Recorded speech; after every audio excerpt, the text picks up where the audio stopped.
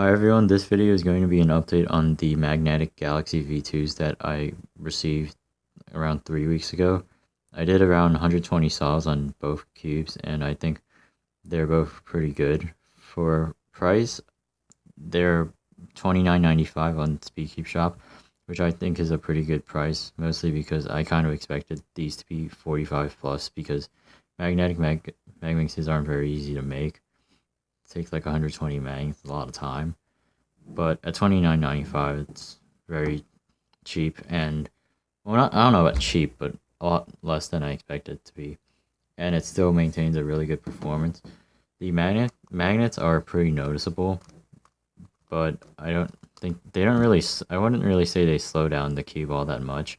I think it just adds the extra stability while being very similar in speed. Maybe a slight downgrade, but not too noticeable. And as a result, I think this is a pretty clear upgrade over the Galaxy V1. And if you're interested in Magminx, you should buy this if you want. I think the extra money spent for magnetic Magminx instead of an unmagnetized version is well worth the money, because you'll have extra stability in your turning and without sacrificing any speed. So I average like, I think 39 on this cube, so it's not quite main potential, but I will probably like test it a little bit more, kind of like lube it the way I lube my Magmixes in the future.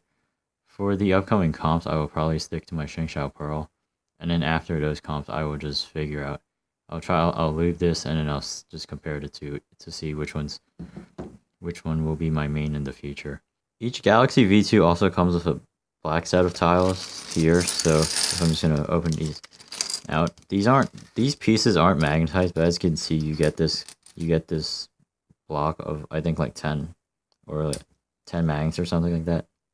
So if you use black tiles, you can just magnetize it yourself. Here I have a split up corner and split up edge of the magnetized version, and here I've split up edge, split up corner of the regular version. So I'm just gonna go take the orange edge, and here you can sort of see like an extra flap on the right side of the magnet. The quality's not so great, but sorry about that. But here there's just no flap, and for the size of the magnet, I think it's a 3x1. Now that I think about it, I'm not too sure if this extra piece of plastic is necessary, as long as you have the extra as long as you have the small enough magnet.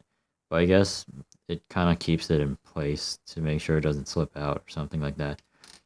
And for the corner, you have a similar idea. If you look a bit closely, then you can see a little bit extra green plastic here, while on this on this right side, it's sort of like a smooth line for the unmagnetized version. So it's gonna I guess it's like a similar concept for the edge. You just have the extra flap to keep the magnet in place so it doesn't move around. But as for gluing it, I don't really think it serves a purpose. One other note is that for some reason I've been having some magnet trouble on this concave version. Like, if you listen here, you can sort of hear the magnet clicking, which means that some of the magnets aren't fully in place.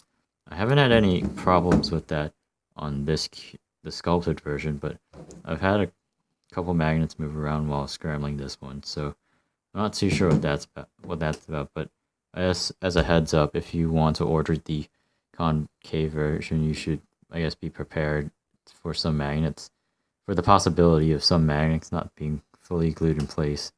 But that's not too much of a problem to fix, because you could just get some super glue and then glue them back on. But I just wanted to let people know about that, because I didn't really expect that to be a problem.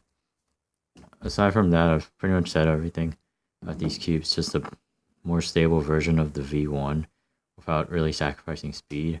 So thank you for watching.